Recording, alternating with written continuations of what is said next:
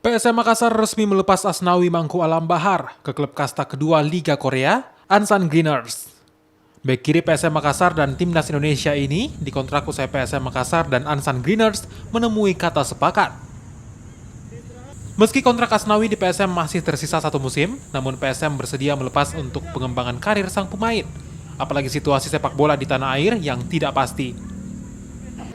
PSM Makassar juga mendukung sepenuhnya langkah talenta muda terbaiknya untuk meniti karir sepak bola di luar negeri.